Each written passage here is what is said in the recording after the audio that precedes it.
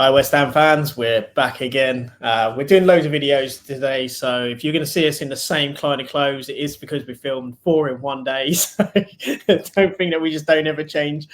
I'm just going to change outfits. I'm going to put like the big glasses with the nose on.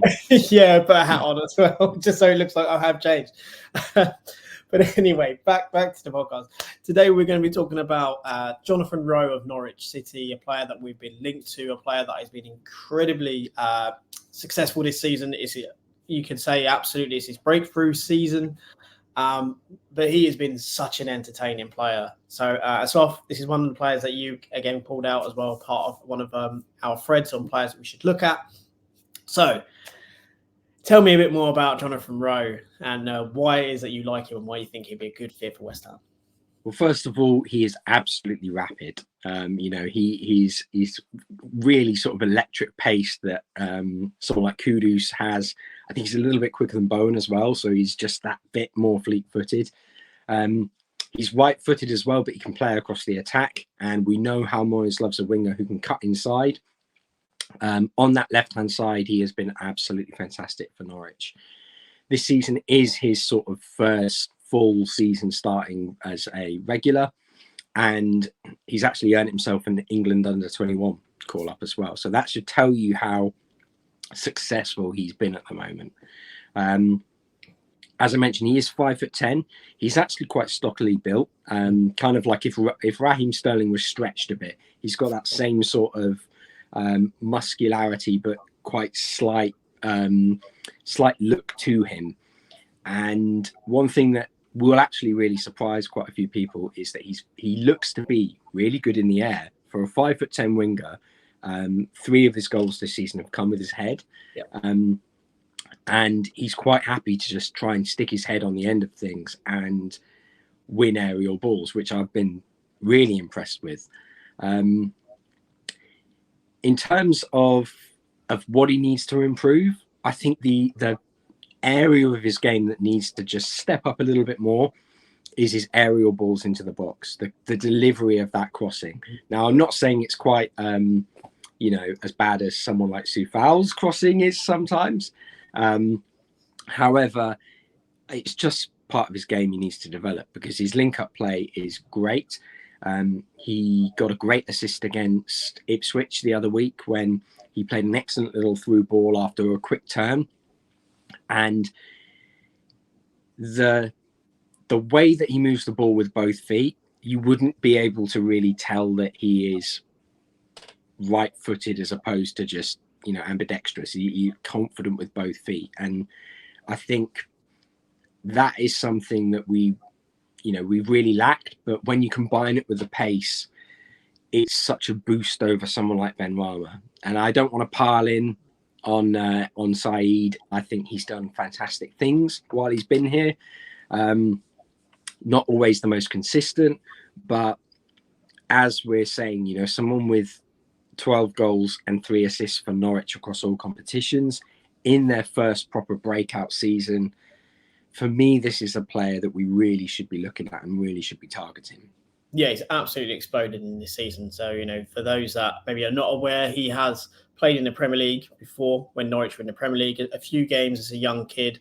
I believe he got either 1 goal or 1 assist, one of the two in his first season. And he played a few games again last year in the Championship. Bit of a sporadic kind of squad player, but this year absolutely exploded into that Norwich team and has just been an absolute standout. And he's a main reason, arguably, you would say that Norwich has had this kind of late kind of push in the kind of over the Christmas period and so on to really kind of put themselves back in the frame for a playoff place. A bit like Middlesbrough, a team that was kind of doing okay. Obviously, Middlesbrough had a terrible start to the year, but he's kind of really kind of come into some form after I think it was 5 goals on the bounce at the start of the season. Which again highlights that how explosive he's been this year. And then he started to find goals again towards this kind of January period, which is annoying if you're looking to buy him because it's just now he's just adding to his value every time he kind of puts the ball in the back of the net and has a kind of a stellar performance. But the way he's burst into this team this year and really taken the league by storm. It's been so exciting to watch. And I understand that some people maybe have reservations because, well, again, it's one season that he's come in and he's playing this. Will he be consistent enough? There comes a point where you sometimes have to arguably take that leap of faith. He is only 20, so he is going to be inconsistent, maybe over the next 1 to 2 years as he's defining his craft and also stepping up a level. However, sometimes there is that sliding doors moment of when a player is available. And if you don't go at that point, they may not then no longer be available to you because another club will snap them up. And then by that period, their value grows exponentially. It's very hard to then try and buy them away from that club. And then bigger teams come in as well. Michael Alessi is one that, for me, is one of those players that it was a sliding doors moment. We chose not to go for him because we were concerned over the slightness of his frame and how that would work in the Premier League. And then you look at him now as to how well he's doing at Palace. And I know people say, well, yeah, we've got Bowen. However, he can play in that central position behind a striker. He can also come on the left as well. So there's often that kind of thing. And what I like about Rowe is, as you say, it's that directness, that absolute blistering pace. I do think sometimes he can be a little bit easy to telegraph in that when he drifts in from that left-hand side, you know he wants to come in on that right-hand side. And some of his movements are exaggerated. However, to take a player who was very obvious what he wanted to do in, say, Iron Robin, it was obvious what that guy wanted to do. He wanted to get down that right side, cut in on his left, and then thunderclap the ball straight towards that top bins.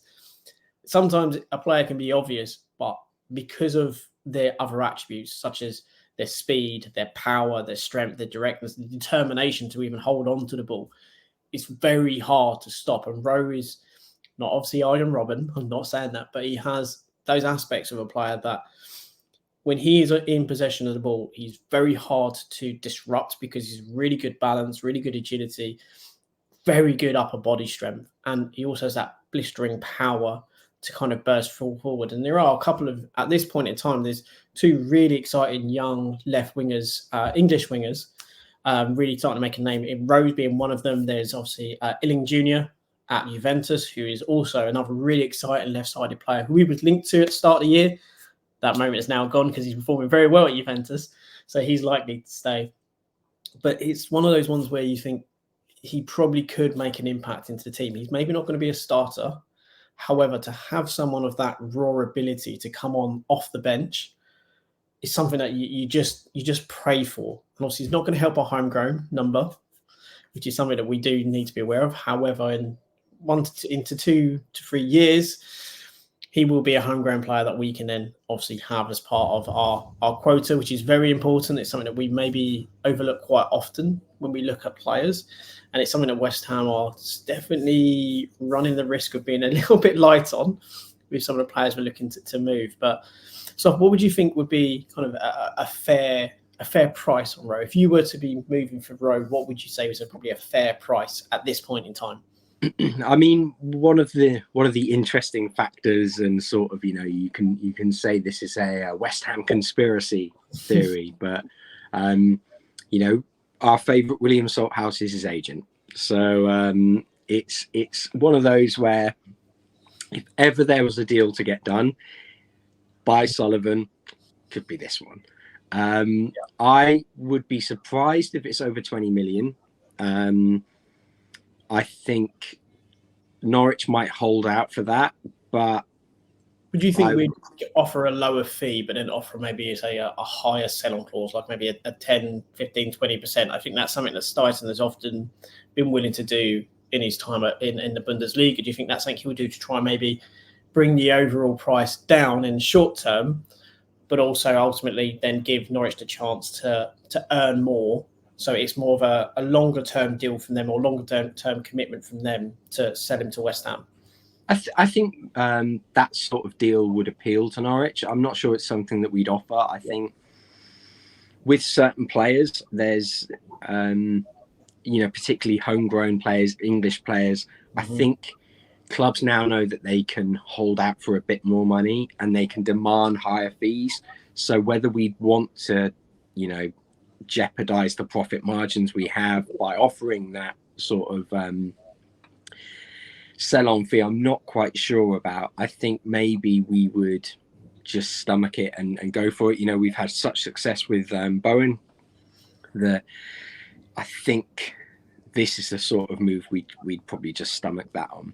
Yeah, if we sell Saeed for 20, 25 million, that money will directly fund a move for Rowe. So it's not necessarily it's money we're having to find or to fork out.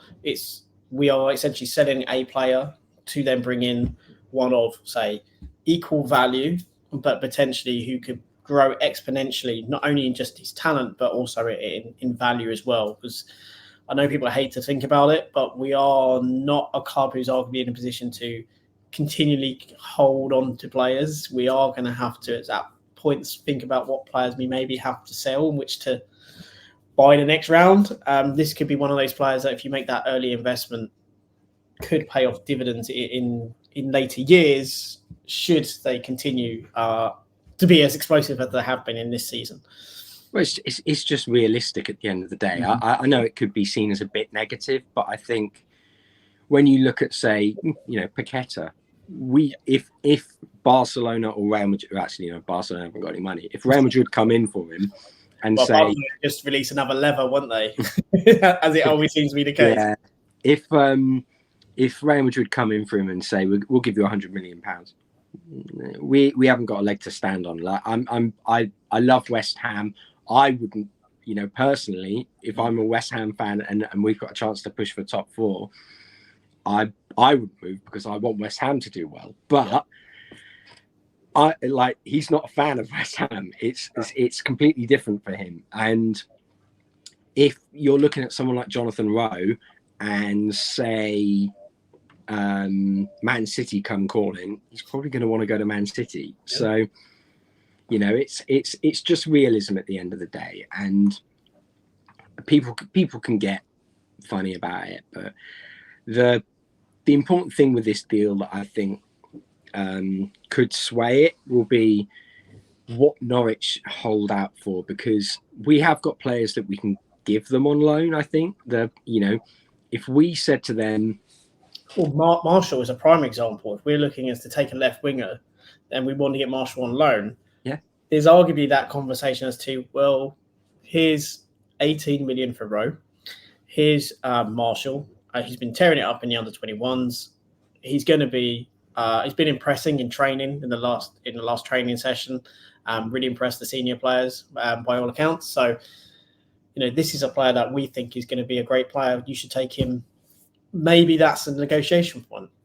Exactly, and that's the sort of thing that I think we need to start doing more as a club. Marshall is someone that I think definitely needs that first team football, whether it's just off the bench for a bit or whether it's starting. I think giving him that test at championship level is where you're going to see them sink or swim. And if we can include that sort of move in the deal, I think it would be attractive for Norwich. But of course, if Salthouse gets a payday, then who cares? Yeah, and I completely agree. I think being a Salthouse player definitely improves his chances to be someone that, as a board, they'll be more inclined to look at. Obviously, there's the interest with Clark, which obviously there's potential to save money there because of clauses that we have currently with existing players or ex-players of ours that are at Sunderland, which could obviously improve our chances to reduce that fee. Rowe, obviously, having an agent who is preferred by our majority shareholder, again, it's only going to kind of heighten the need to bring him in. But, regardless, when we step away from that, if you just even look at him this season and you look at how he's performed and why he's a player that we're linked to, as you say, Sloth, you can see quite clearly when we look at the crosses and the accuracy, it is really low. 10% is his overall accuracy of crosses. It is an area of his game that he needs to improve. However, he does like to kind of get into positions where he can try and make cutbacks as well. So does like to get forward. His passing is an element of his game that 100% does need to be improved. It is an element where there is a definite rawness to his ability. However, when you look at what West Ham kind of have in Kudus and what they have in Bowen. Bowen in particular has never been an exceptionally good passer, although he gets a good number of assists, which have come from set pieces as well as in and around the area. He's never been an exceptional passer or someone who kind of really is involved. And Kudus, again, is someone that is a good passer, but probably not always as involved as you would maybe want in terms of releasing. But if you can have 3 players in your front line who are able to take the possession of the ball and carry it at pace at an opposition defence to relieve pressure, it is an incredible asset to have. And to have that ability also to say to them, just I want you to sit 5-10 yards a bit higher than the rest of our midfield, because we need you as an outball. And then all of a sudden, again, you leave doubts and question marks in the opposition if you have players like Rowe, like like Kudus, like Bowen as part of your front line, who not only will work tirelessly, because if you look at his defensive side as well, that defensive piece, again, he's above average across most of those metrics. But you have players that are going to work tirelessly and to harass the defence and also get back and help our defence against the opposition. But then when you can see how well they can carry the ball, how far they get forward, again, touches in the box. It's 3.95 touches in the box per game. And this is a Norwich team that's not dominating the league, is not, at this point in the time in the playoff picture. That's an incredible thing to be doing at 20 years old, to get yourself that advanced, that far into the area. And obviously we say 10 goals here. He did score last night, so that is 11 in the league. But again, what a dynamic young player that has emerged from Norwich. And Norwich have made some really good players in recent years. They maybe haven't then gone on to the levels maybe many have hoped. However, it is a player that I think really could be someone that we need at West Ham. Someone who's a bit explosive, take the pressure off the likes of Kudus and Bowen in terms of that ball carrying. Again, potentially can allow Paqueta to come inside. That does create maybe some dynamic problems that we need to kind of review as to, does he sit as a number 10? Does he sit deeper? I personally think that he sits deeper alongside Alvarez as the double pivot, and you allow Ward-Prowse to sit in that more advanced role, because we tend to concede a lot more when Ward-Prowse sits deeper. And I think if you bring in someone like Rowe, if you then have to incorporate, obviously you have to incorporate Paqueta, I think you play him in a deeper role and allow him to kind of pull strings and dictate. Also probably gives us a bit of a ball carrier in there as well, which we don't have really. And again, it allows Ward-Prowse to continue, I think, as that 10. I don't think you changed Ward-Prowse's position, because when he moves, the dynamic of our team is off. And it's not because of him per se. I just don't think him in a dynamic when he's deeper works. So Rowe's exciting. He does pose some interesting selection questions and dilemmas. But if you was to give this score on 1 to 10, we're going to do this on all of them. What would you say? I think this is a 10. Like you think it's nailed on? This is a player we'll move for.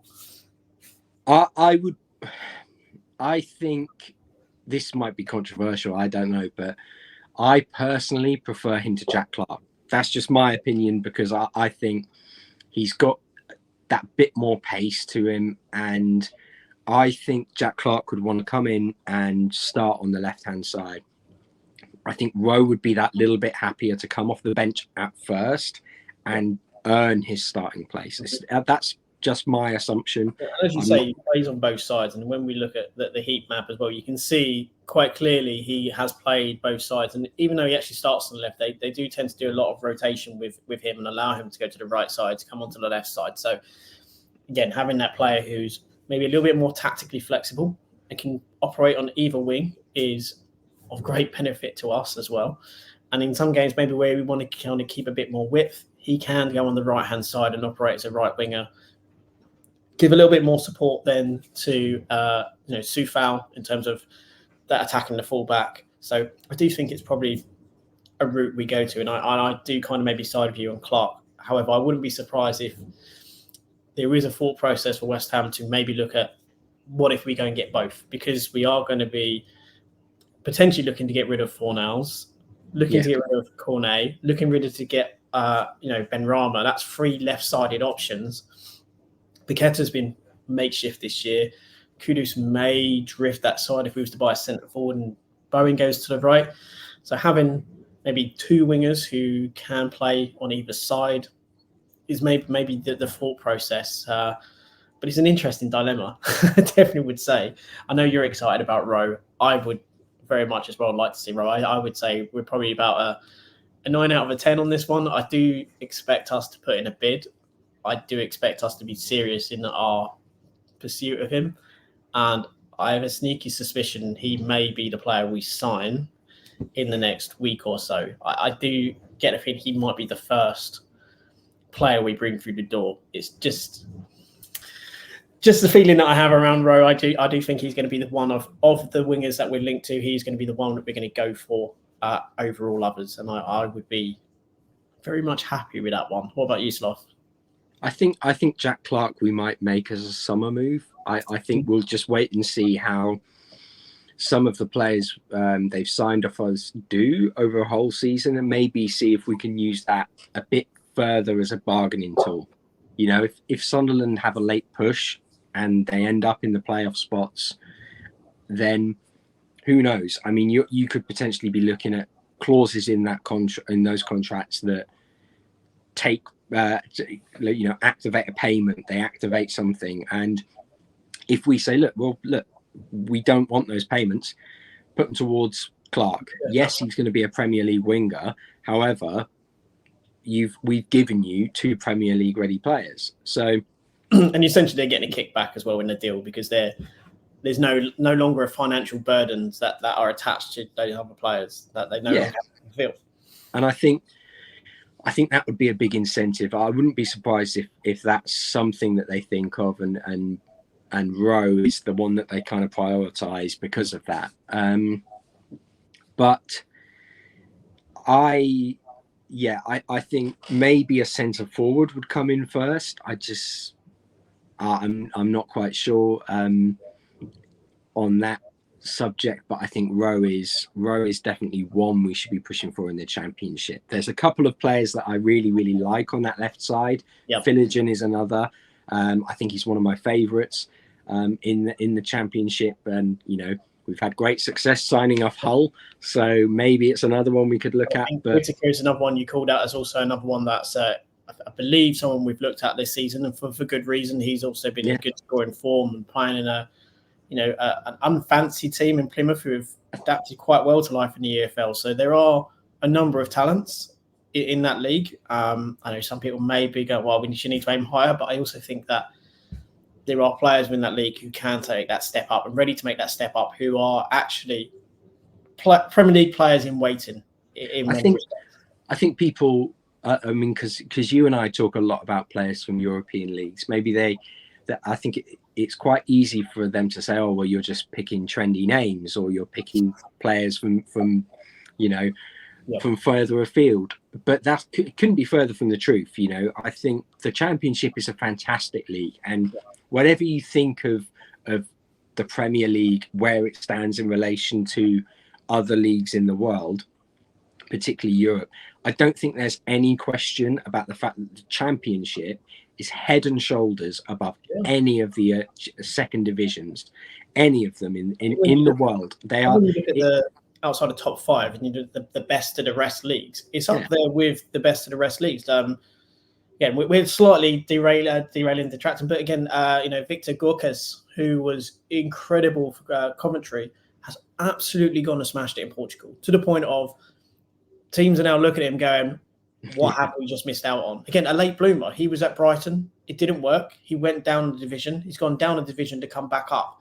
And he's been absolutely killing it for them, to the point of if anyone looks at him in the summer, and this is the thing now, Portuguese teams know the value of their players. They've looked at what happened at Benfica and how they're selling. He will now be 50, 60 million pounds. Absolutely easy. It was a player that was arguably there for the taking, one that we should have gone for.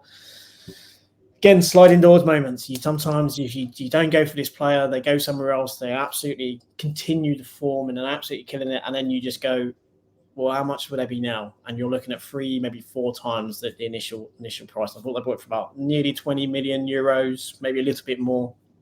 But that investment It's put many teams, I think, to shame who had looked at him and didn't take that leap.